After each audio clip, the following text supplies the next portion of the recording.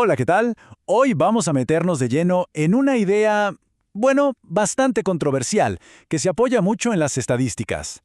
La pregunta es esta: ¿será posible que más armas en manos de la gente común, de los ciudadanos, en realidad signifique menos crimen? Vamos a echarle un vistazo a los números que hay detrás de esta afirmación tan llamativa.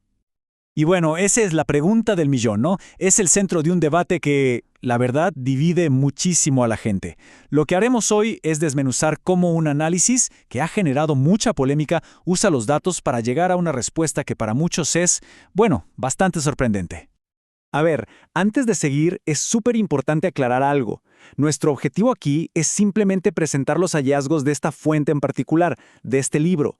Queremos entender la lógica que usan, cómo llegan a sus conclusiones, pero, ojo, sin tomar partido de un lado o del otro. Simplemente exponemos el análisis.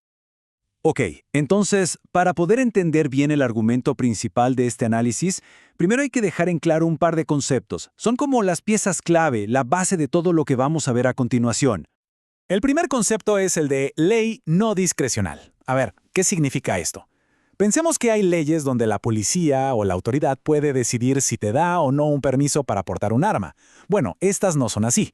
Con una ley no discrecional, si una persona cumple con todos los requisitos que pide la ley, no sé, no tener antecedentes penales, por ejemplo, el Estado tiene que darle el permiso. No es una opción. Y es justamente este tipo de leyes lo que analiza el estudio. Y el segundo concepto, que lo vamos a escuchar bastante, es estadísticamente significativo. Suena complicado, pero la idea es simple. Cuando los investigadores dicen esto, lo que quieren decir es que el resultado que encontraron, pues no parece ser pura casualidad. Creen que hay una conexión real en los datos, no es algo que pasó por azar. Es como su sello de confianza en un resultado. Muy bien. Ya con esos dos conceptos claros, veamos cómo el estudio los usa para analizar el crimen más grave de todos: el asesinato. ¿Qué encontraron? O sea, ¿qué efecto tuvieron estas leyes en las tasas de homicidio, según su investigación? Esto nos lleva a una pregunta que seguro muchos se hacen. Si hay más gente armada, ¿los criminales no buscarán simplemente otra forma de matar? Bueno, aquí viene algo interesante. Según los datos del libro, después de que se aplicaron estas leyes, bajaron tanto los asesinatos con armas de fuego como los que se cometían por otros medios, y los porcentajes de reducción son casi iguales. La interpretación que da el autor es que al parecer, cometer cualquier tipo de asesinato se volvió más riesgoso o menos atractivo para los delincuentes. ¿Y qué hay de las víctimas? ¿Cambió algo en el perfil de las personas asesinadas? El estudio se metió a ver los datos demográficos, sexo, raza, edad, y la conclusión fue que no encontraron ninguna relación estadísticamente significativa. O sea, en resumen, el tipo de persona que era víctima de homicidio no cambió de forma notable después de que entraron en vigor estas leyes. Pasemos ahora a un tema que es sin duda súper delicado y una de las cosas que más preocupan a la gente: los tiroteos masivos. Y aquí el estudio presenta su hallazgo quizá más impactante. Miren este número: 69%. Un 69%. Según los cálculos del autor, esa fue la caída en la tasa de muertes por tiroteos masivos en los estados que implementaron estas leyes. Es un dato muy, muy fuerte, así que vale la pena ver cómo llegaron a él. Esta línea de tiempo lo muestra muy bien. La dinámica que encontraron es curiosa. Justo después de que se aprueba la ley, hay un pequeño pico, un breve aumento en la probabilidad de que ocurra un tiroteo. Pero, y aquí está lo importante, miren lo que pasa después. La probabilidad empieza a caer en picada, y a los 5 años prácticamente se acerca a cero. Una curva muy particular. Claro, para ser justos y neutrales, hay que mencionar las propias aclaraciones que hace el autor. Él mismo dice: ojo, aunque la caída es muy fuerte, es muy poco probable que la tasa llegue a cero en todos lados. Y también admite que en un caso, en Arizona, donde analizaron datos de un periodo muy corto, no encontraron una relación clara. Esto nos recuerda que todo análisis tiene sus límites. Pero claro, hablar de reducir el crimen es solo una parte de la historia.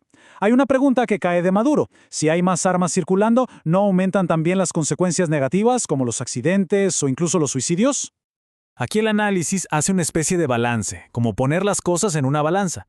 Por un lado, sí encuentran un aumento en las muertes por accidente, pero dicen que es estadísticamente insignificante. O sea, tan pequeño que si todo el país tuviera estas leyes, representaría menos de una muerte extra al año.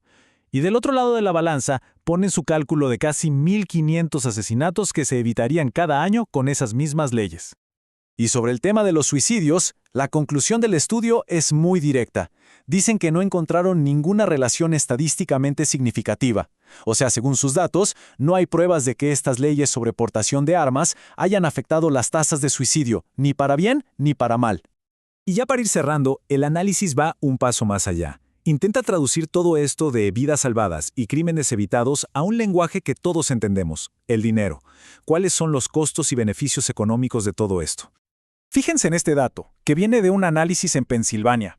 El estudio calcula que por cada nuevo permiso para portar un arma que se emite, la sociedad en conjunto se ahorra más de $5,000. ¿De dónde sale ese ahorro? Principalmente de los costos que se evitan al haber menos víctimas de crímenes, sobre todo de asesinatos. Entonces, la lógica que proponen es esta. El beneficio para la sociedad, ese ahorro para la comunidad, termina siendo mucho, pero mucho mayor que lo que le cuesta a una persona comprar el arma y sacar su permiso. Y si abrimos un poco más el foco, no solo hablando de permisos, sino de la posesión de armas en general, el análisis llega a una cifra, astronómica. Sugieren que por cada 1% que aumenta la cantidad de gente que tiene armas en el país, los costos para las víctimas de crímenes podrían bajar en $3,100 millones. Una cifra enorme. Esta frase del autor resume perfectamente su conclusión final.